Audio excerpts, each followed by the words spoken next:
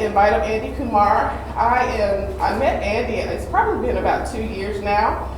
He was on a panel for the Arkansas Asian Business Association, and he provided a wealth of information, and I became really, really fascinated about his experience and his journey, and so I'm happy to be sharing that with you today. So I'd like to invite up Andy Kumar.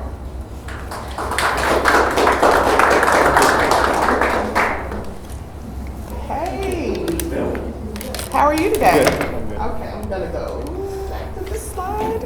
So, Andy, I'm gonna get this conversation started by just in general. Can you give us just a high-level overview of your entrepreneurial journey, like how you got started and how you got where you are today? So, my name is Andy, and thank you for inviting here, and thank you all for being here. So I moved to Arkansas in 2011 from Florida. We had a store package deal, so I came to look at it, and the price at that time was very cheap compared to Florida, and it was a great deal. I had to make a decision to move.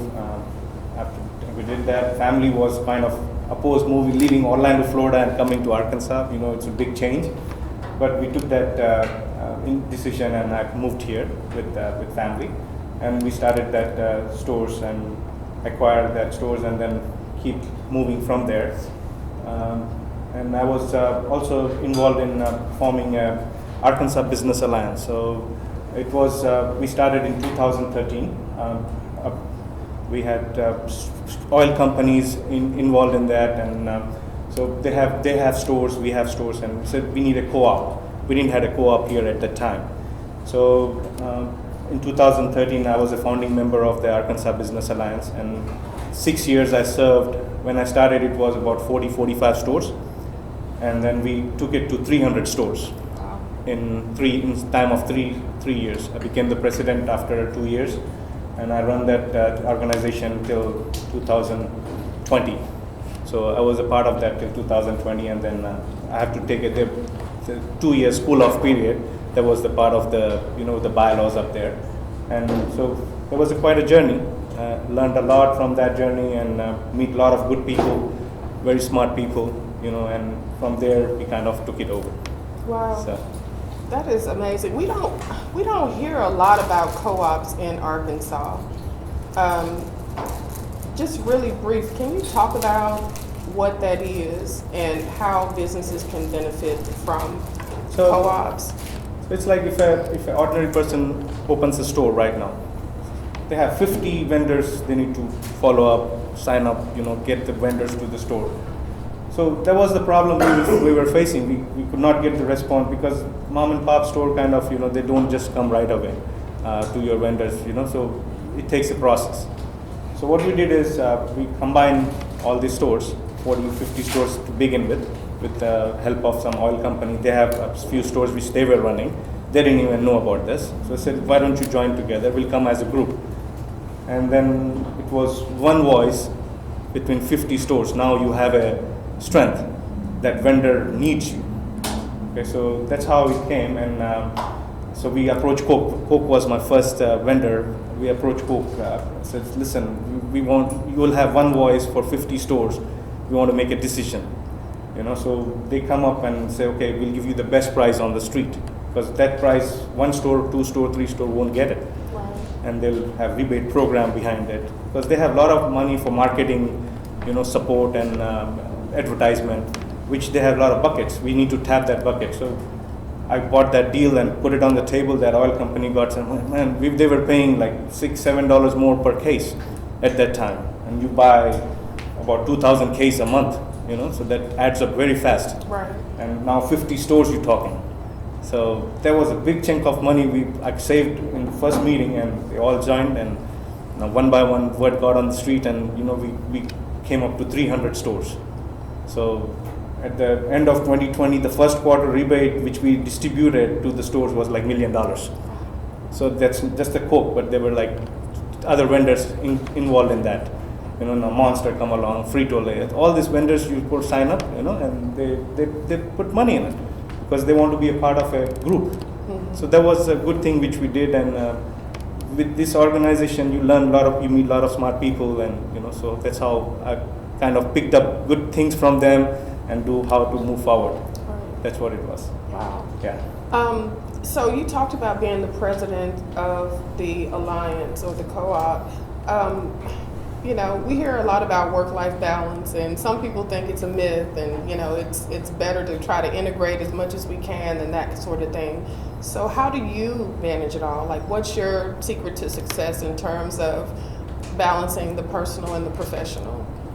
So, see, it takes it's just life, like you go, there are a lot of ups and downs in life. It's the same way the business is the same way. You see, every day is not the same. Especially in retail, every day is a different day. And you take the challenge as it comes. So the decision you make, sometimes you have to stick to it, and you have to believe in it, basically. That's what it is. You need to believe in it, and if you make a decision that I have to do this, you have to follow the rules, because you are the one who's setting the rules, and you expect everybody to follow that in your team. So that kind of kept me going. In the beginning, it was every day there is a challenge in one store. You face it, but you overcome through it, and it's all about managing. Don't get stressed out. If you get stressed out, you break. Family support is very important in this. So because it's a 24/7 job, basically. In the night there will be a break-in. You need to be there. You need to pick up the phone and answer it. There's a break-in. You need to call the police, make sure the manager is there. So these are the protection you need to do. So the decisions are very important, and the policies are very important. So you mentioned the retail industry, and so we know that COVID kind of threw us a curveball. Oh, yeah. And I know that based on some of our previous conversations, I think you opened at least one location. Yes. During the COVID pandemic. And so tell us how that experience was and some of the, I guess, potential challenges you faced and how you overcame those. So there was one of the location, it was a big location for us, and the closing was in March 2020. The closing date was set, and all of a sudden the COVID, the lockdown thing came up. We didn't know that if the lockdown is going to be our stores too, we're not ready. So all the business owners, we got conference calls and all that, so what to do with this. And all of a sudden government said that, okay, our locations, our industry is essential, and we have to leave it open. So the challenges were, again, keeping up with the employees. That was the biggest challenge, and then you need to keep yourself safe. So because I'm in the retail stores dealing with people, and I'm coming back home, the wife is scared, it's like, okay, you're dealing with all these people, you're coming back home, we're gonna get sick. So that was the biggest challenge. Well, we went through and overcome a lot of things on that. The team was great. That's what it is. The team was very good. We gave a lot of incentives to our employees to come to work and make sure they are safe. There were no masks available, sanitizers were not available, and I need for about 15-20 locations. So I need a bunch of it to, So we hassled throughout the state, call all the vendors, whoever has it, send me a container. And we stored it, and we passed it on to mass to all the store owners, our stores, and we've gone through it. Spent some money on that. The gallon of sanitizer, like $30-40, we paid $150 for it. Wow. So send it, we need it. So it was a good move, but kept everything alive. So you mentioned your employees, and so with your employees, you mentioned that you use incentives. Like 52 million jobs in the retail industry are, are in America from the retail industry is what I meant to say.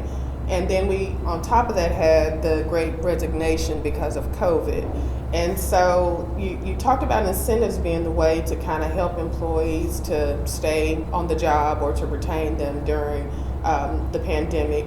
What were some of the other things you did to try to, help an already, industry that had a high turnover rate and then you add COVID to it to keep loyal people on the job. You know, when the government started giving incentive to people, it was a very tough to keep the employees because they were getting more money sitting at home.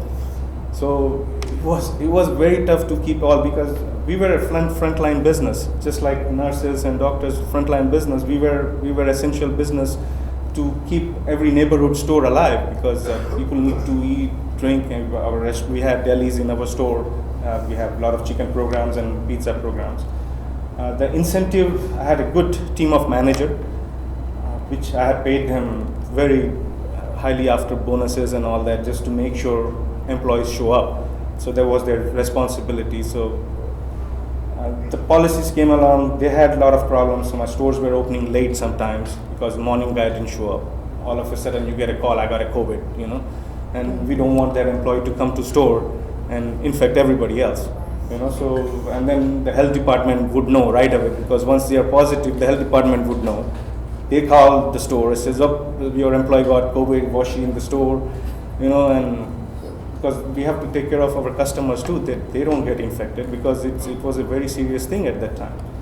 So the incentive program really worked for me. Okay. And the team was great, the manager teams were great. I'm very thankful for all my employees up there, and all the managers, they showed up.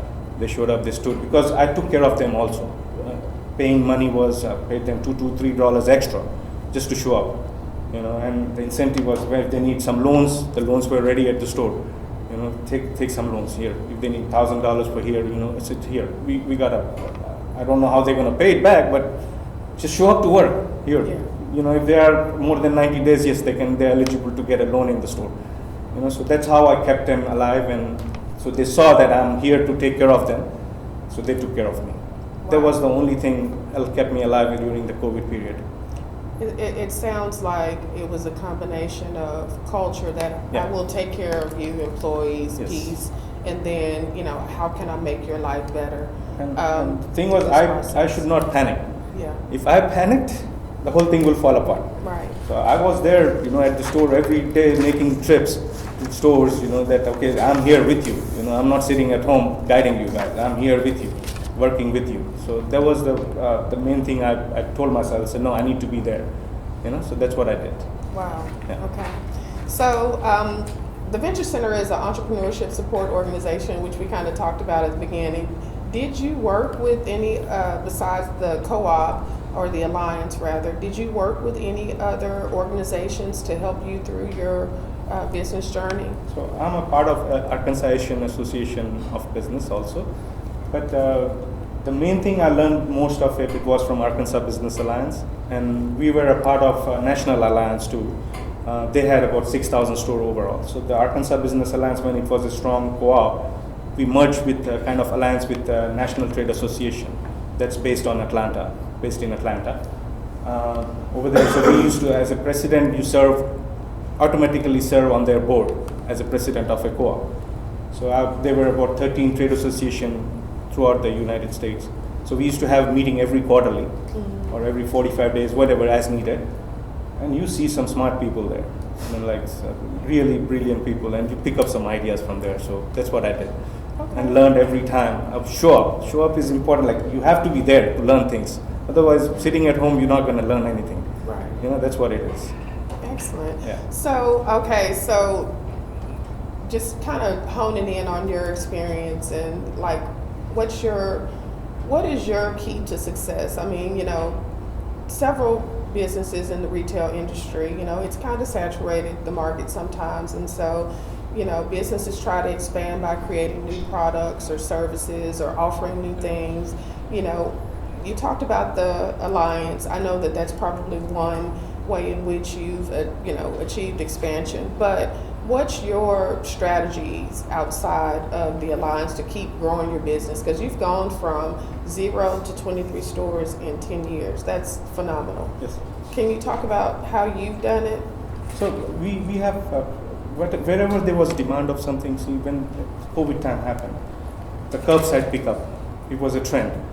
So we kind of adopted, we made big banners, put it on Facebook. If the local store is there, we put it on Facebook. Call us, we'll bring you food outside, or we'll bring you stuff outside. Yeah. So we did that. and then the electronic cigarette vape thing kind of popped up everywhere. It's like, and we were lacking in our stores, so I made small sections of in every store to do that vape thing, CBD kind of. It was a new trend, in the youth. It's just got so famous, the customers were asking. So we decided, okay, we launched our own product in that, combined with there was a vendor in Houston, Texas, and we got our own brand. So we launched it in all our stores with our own name brand, and it kind of kicked off. And CBD, we packed our own CBD, and it just took off. So it kind of helped there were good margin products, because so better than cigarettes actually. So we kind of implement that, focused on it, and curbside pickup and all that. So that was kind of with things we changed it around. Food program we launched. If there was no food program in the store, in some of the stores, we launched the chicken program, pizza program. Depends on what was the demography of the area, what they were asking. Because it's a convenient one-stop shop. So we need to make sure that one-stop shop is there. Right. They don't want to go one thing here, one thing there. They come in, they buy everything and go. So that was our goal. And customer service. Yeah. Customer service is the best, so that is the only key to success, customer service. So you train your employees on that welcome the customer, greet the customer, they're always right. So that is the concept we need to adopt. Okay. Don't argue for, something's wrong, okay, don't argue, just change it. That's all it is. So I kind of focus on that very highly on that. So finding products and services that have a great margin to add to your business is the key to experiencing that expansion and growth. And then customer service, because it is not dead. Yeah. Some people think it's dead, but it is not. So access to capital, since we're kind of talking about money and margins and all of those things. A lot of organizations have had their hands in trying to figure out how to get money to entrepreneurs.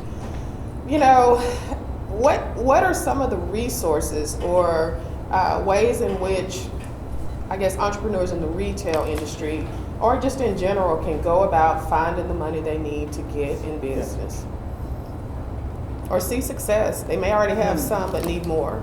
So first of all, this saving money is very important. Don't spend what you don't have. Yeah. Okay, so that a lot of people don't Can think I stop you there? Yes. I want to put a pin in it. You guys hear that? Yeah. So, Okay. and there are a lot of banks who supports if it's a good product, like Simon Bank. I deal with Simon Bank. They're very great bank. They loan me a lot of properties on that.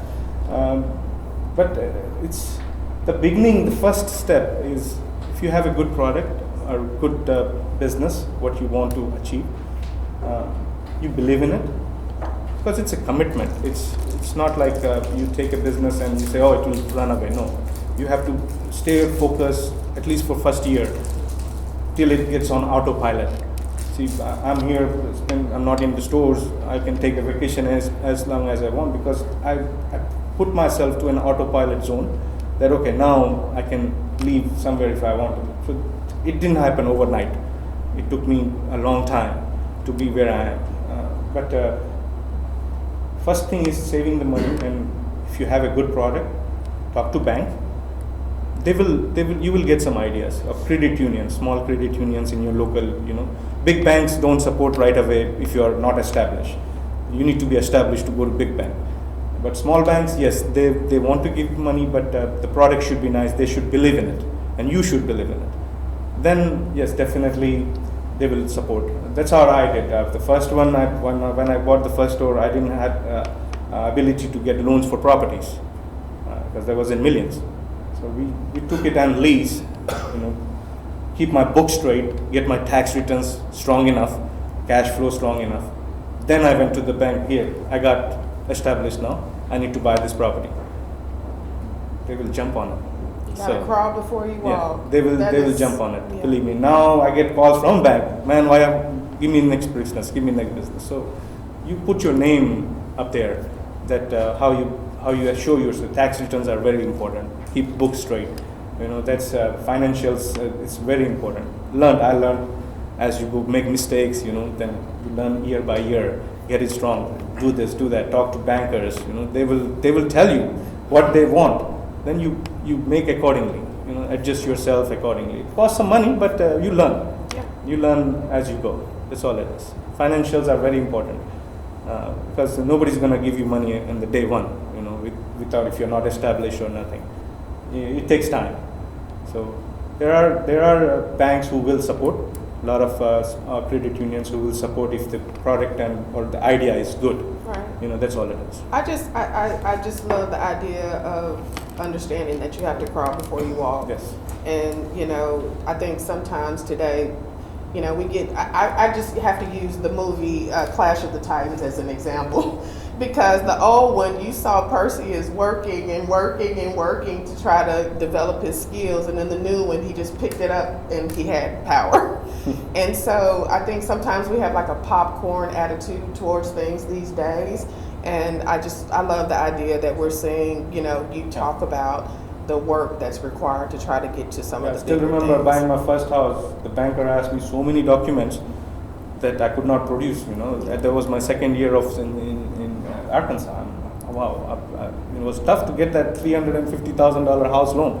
And years later, now the banks calls how much you need. Mm-hmm. You got something going on. So it's how you establish yourself. That's all it is. Okay. Keep your book straight. And be ethics. Ethics are very important. Keep the ethics going. Okay, so I'm going to ask my last question before we open it up for audience Q&A. And my last question is, what advice would you give an entrepreneur hoping to follow in the same footsteps that you have? Yeah, it's a bonding of everything. Family is very important, family support. And see, my wife, I'm gone for days. Because we have stores in Missouri, Joplin, and we got in Seligman and Springfield. So if I'm gone to Missouri State, I'm gone for 3-4 days, and family has to, they have to be there. And commitment is very important. You have to be on it. You're not getting a 9 to 5. Business is a not 9 to 5 thing. It's 24/7. You have to be committed and how to grow it. That's the only thing. And maintain all your books properly. Make sure you're doing in your guidelines, but commitment is very important. That's what I'll say. Work hard. There's always a success if you work hard. So it's no hard work goes waste. That's what I believe. Sometimes you will fail, but you keep going. You keep going. That's all. That's what I believe in. Thank you so much, Andy. No problem. Thank you. All right, so at this time, we're going to open it up for audience Q&A and give you all an opportunity to ask Andy some questions, if you have any. I've got one. Are you still with the ABA? Are you still doing that? I'm in the negotiating team still. Yeah. We had a new CEO. He quit, so we got a new guy. So I'm training him in the negotiating part right now with the contracts, with all the others. So I'm still a part of it. My 2-year cool-off period is over. I can stand in election again if I want to, but I want to take a time off right now. I've done enough on that. So when you put a group together like that size, when there's one location or one part of the business that's struggling, how do the others support that one to get them back up? So this group is for one or two stores, because they can't get that pricing, can't get all the vendors to get them that services they need. So if you are a part of this group, ABA, if you buy a new store, all you do is just one phone call to ABA, fill out their membership form. It's a small fee to be a member, and we'll take care of them from there. You don't have to call any vendor. We will make sure all the vendors comes to you. You get your rebate checks. There's a lot of services also. It's not just the vendors. Bitcoin machine, you got ATM machines, credit card. We save money on credit cards. So these are the things we all lined up. It's a 300 store co-op. It's not a small thing. Vendors will love to do business with this, because that's one organization. They got 300 store access, so they're in business. So that's why we help them. And if they are dying, if they are not doing good, We have some experts, who goes to your store, set your store planogram and shelving, because maybe you're not selling product what it's in demand. We tell that, okay, these products are selling. We need food. Yeah, we have a food vendor to food service, because it's a demand. You're in the area, low demographic area where people need fast food. They don't have any fast food there. Put a pizza place in your place. So we have that vendors. We guide them. So you've got a group within the organization. We have that employees in helps- there who That does comes this. in and Yes. analyzes where the deficiency is, and then they say, okay, here's what this guy needs. Yes. And then support them We do that that. way. Okay, yeah, that's good. Because so in single mom store, they don't have all the ideas what's going on outside. So that's why we come in place. This young lady back here had a question. Hello, Hi. my name is Jessica Willis. I'm the owner of Sweet Olive Embroidery. We're almost 3 years old, and I was just trying to see with your history and your experience, how long do you think it should take a business to be established? If it's a brand new business, depend on all the cash flow, how the cash flow is, and what service are you giving to them. That is very important, and the customer service, because you have to have at least 6 months in line to make sure the customer base are formed. Again, the customer service, word to mouth, social media, how people need to know where you are, what you do. So that's how it does. 6 months at least, you have to be on it to be where you want to be. That's all. If there is no result, then you need to plan something else. That's all it is. Thank you. Andy, you just hit the nail on the head when you were talking about the small banks providing seed capital for startups. So what I'd like you to do is name 3 small banks or credit unions in the Little Rock area Yeah. that are open to entrepreneurs. I deal with one of the bank called Anstaff Bank. It's called? Anstaff, A-N Staff Bank. They are based on Mountain Home. They have some branches open throughout the state. They have about 14 or 15 branches. That's what I deal with heavily with them. Also Merchant Bank, Farmers and Merchant Bank. Those are good. And they also deal with the credit unions too. They have their local credit union they deal with. Okay. So these are the 2 banks I would recommend, that they are small local bank, which probably they will give you idea. If they can't do it, they will at least give you idea what you need, to first take it to the next bank. That's all it is. When you got started, did you look for investors or did you look for loans? So I had some money saved when I moved here from previous jobs and other things I did. And I was short of money when the inventory was a little high over my budget. I was a little short. So the seller financed me, that owner financed. So I can start, because he wanted to get out. So that kind of mixed in very well for me to start that. And it was a heavy volume stores, and that clicked me right away. And I managed it very well and kept my books straight. That's what it was. Do you feel lucky that you found this guy? They were because I'm investing some money too, right? And he wanted to get out at that time. Sure. So it kind of mixed in perfectly at that time. There are deals always like that. All you got to hunt. Real estate, she is in real estate, she said. Realtors is a very key for this. Once you are established, the realtor, once you close a deal with her, she'll be on top of it. Like anything comes up, Andy, I got this. So then that's how you grow. And then once you are good cash flow, then the banks will help you. That's what I do. So so I have a few. Well, some of them you can talk with Andy a few minutes, because after the event as well, if you need to talk with him one-on-one about some things. He's asking good questions. You are asking great questions, so It's taking me to fine. history, so Yeah, I mean, literally a it's- history. So, where no, I this did. is, I'm going to ask some very specific questions if I could. When you started, it was you and perhaps members of your family working. Yes. And when you grew, and you had more than one store, you needed more management Yes. for the store, so, for all the stores. So what were your first positions, management positions that you hired for? See, up to 10, I was fine. I was working on my own. Up to 10? Yeah, it was All night? all easy, day? manageable. Oh, okay. I was doing it, as long as I could. But then we started expanding, and the traveling went up. I traveled 50,000-60,000 miles a year. That's my 2 years. My car is gone, so I have to replace it. So that's what I was doing. And then we got the back office was a very key. So we got an office here in Little Rock where we started managing from there. So put a back office software in every store, one pricing, because every week or every month there's a price increase in something. Because if I don't see it, you lose money. The margins needs to be there. So cigarette company goes up 2 or 3 times a year. Beer goes up 2 or 3 times a year. So you have to keep up with that. So back office, that was the first thing I did.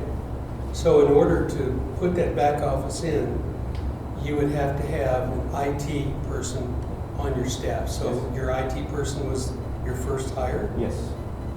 Okay, that's good to So know. So- you don't need a strong IT person, like highly educated, who can manage like QuickBooks. It was kind of QuickBooks. The software, ModiSoft or C-Store Pro, we use ModiSoft. It's very user friendly. Even an uneducated guy can get into it, and Mhm. it's simple things. Very simple, user friendly. So you had an accountant as Yes. well? Okay, so you had an IT I mean, person and accountant an was late, accountant. but the first thing I had was one graduate guy. He was Indian guy. He was good in accounts and all that. Smart guy, basically, you can say. So I said, let's work on it. So I was on top of it, how I wanted it. So we kind of spend some hours, a lot of hours, and then exactly match price book, make a main master price book. Like if I'm getting a new store, Mhm. I know I need this department. So it's all set up. It's a click of a buttons now. It goes there. How did, Andy, your knowledge is so phenomenal. And so, Mickey, I'd like to give others an opportunity to ask some questions. And so if you could just get with Andy after the event, Sure, that would yeah. be awesome. Does anybody else have any questions before we give them an opportunity? I missed it first. What are the stores? In the stores that you actually, I guess, own and control, what kind of stores? So we have gas station, convenience store, and Okay. liquor stores. That's what I figured. Yes. Yeah. So we have in local big liquor store, we have Diamond Liquor on North Little Rock, McCain Mall, across McCain Mall. That's mine. Yeah. We just acquired, if you have ever heard the name Macadoodles, it's off in Northwest Arkansas. I just bought one of that franchise from Macadoodles. And do company. you keep the stores under the names that they were? Yes, I try to keep that. So you don't Yeah. have a, No, that's what I'm working on, to create a name brand. Yeah. So I can put on all of them, and if I ever want to get out down the road, or so I have a big chunk, I can sell it. So that's a lot of people does that. So I'm kind of learning into that now. Yeah. You're In referring process. to the intellectual property Yeah. connected to the brand of the store. Yes. Just So we okay. create a brand and put a name on every store. yeah, So like Big Red. there, Big Red. Big Red is also local family-owned, business. Yeah. So that's how they did. Come and go. Mapco. Mapco is also a local-owned business. Yeah. Come and go is a national. So, so this kind of I'm learning kind of on that how to manage that. That's my next moving forward steps, which I need to do. So then, what's your association with the 300 store, or the 300 store membership in a? It's a part of co-op. It's a part of co-op. So you're just. Yeah. member of the So co-op. I'm a member now. I was a president before. Got it. Okay. So board of director makes the decisions of all So the you did- deals they Did do. you did both of those jobs at the same time? Oh yeah. Okay. Yeah, also then you have to deal with the National Alliance. I was because if you're a president of this co-op, you're automatically a board of director on national. Yeah, yeah. So all the presidents sit together. So that's I was maintaining all of them, and plus your business. So you spend a lot of time on this. I think you just explained why it's a 24-hour day. Yeah. Yeah, because I'm on call in the night. As soon as I come, the meetings are set after 8 o'clock. So don't know when it's going to end. 10, 11. You're still on the meetings. That's what it was. Yes. Were there any times during your entrepreneurial journey where you had to pivot and change course or paths or anything? And why was that? I mean, sometimes you make some wrong decisions in investing some wrong place and the business not going up or the manager is not good. So kind of we sell it, it's not making money, just get rid of it. So that's kind of, we have to make some decisions on that. If it's wasting your time and not generating income, you give some 6 months to 1 year. And if it's not improving at all, you sell it. There are some wrong stores you get along the way you get, because it's a deal. If it's a 4-store deal, 2 are good, 2 are bad. You think you might change that too, but you try, it doesn't go, then it doesn't go. You have to make some decisions on that. That was going to be my question. Did you have another question, Beck? I did. So you have convenience stores, and you have gas stations as well? Have you considered, or are you considering charging stations? Yeah, that's. Did you already talk about that? I'm sorry. Yes, so that's always been on top. Whenever we go to convenience store show and you see all these new pumps, so the technology is changing every time, and Arkansas is still not ready yet for the whole charging industry, because it's going to take. So I don't want to be the last one to change my stores, and I don't want to be the first one to get into it. So I want to see where the trend is going. So I know I've seen one on, I think it's Woodrow, right there where you get on the freeway. That's the first one I've really seen. It's smaller, but there are cars. So every year there's a new station, pumps coming, because they're still developing that. And you don't need that right now for us in Arkansas, because it's all highways and all that. It's not metropolitan like New York or California, where you need that. Over there it's a big craze. Right. I was there, I was talking to somebody, in Arkansas we have, out of 1.8 million cars registered, 20,000 is EV. So it's very less right now. So only 20,000 is EV. Right? You don't know what's going to happen in the next 4 or 5 years. That's what I said. I don't want to be the first one. I don't want to be the last one also. So if the trend demands it, yes, we are ready to invest in that. All right, what other questions do we have? Go ahead. No, you go ahead. Sorry, I don't know exactly how to word this, but as far as when it comes to learning, as when you were going into your business, what was the, I guess, appropriate amount of knowledge that you felt like, okay, I'm ready to make this move or this investment? I mean, numbers, it's all game of numbers, and if you want to dream big, say like the Macadoodle was a big achievement for us. It's a big investment too. So small stores, yes, we did all that, wanted to grow up a little bit, and then real estate and all that. So it's decisions you make along the way. What's the return? Because I can't keep doing this running retail industry forever. I need to, once they will be retired, I don't know my kids going to take over this or not. They have different plans. Then what I'm not going to do? So I need some rental income coming. So you switch accordingly as you need it. So if there's a good rental income project coming, then yes, you get into that. So that's how decisions you make. All right, what else? So, kind of jumping off of that, when you look at your different businesses, do you view them through the same lens? When because you're talking about liquor stores, you're talking about convenience stores, when you're evaluating them on how they're operating or how you approach those businesses, do you look at them the same way? I mean, yes, most of it, the returns is very important. There's my goal that it needs to make this much money. And we kind of work on it. Plus, I deal with real estate. I just don't get the leases. If the real estate is not involved, I try not to get into that. At least you're building your real estate portfolio. So even the business is paying itself and you're making some money, but the real estate is getting paid off. So if you have a 15-year-old and you run 15-year loan and then you run for 7-8 years, you already paid half the building. So you sell, you get a big chunk. That's your saving. I consider that as a big saving. So real estate is the key. That's very important. You invest in that, because down the road it's only going to go up. Real estate is not going to go down. So it's only going to go up. There's only this much real estate in the town, and it has to go up. So, see, right now it's the peak. I sold a few stations, like I was talking to her. A lot of hedge fund companies came from California and all that. They're just buying left and right. The store, I would not even pay $600,000-700,000 for the property. They're buying for $1.5 million. I don't know why. So the trend has gone up. Switch all of a sudden. So I sold mine. I said, yeah, take it. Why not? You're making some money. Why not? Sell it. That's all it is. You don't love your property, but you still love your property. That's all it is. And your property loves you back. There you go. So these are my kind of things I work on. You learn accordingly as you go. You know, it's not that easy. Sometimes you make wrong decisions, but you have to take care of it. That other company will take care of this, so you can make that wrong decision. But it's different. It's tough sometimes. It's very tough. I can say that.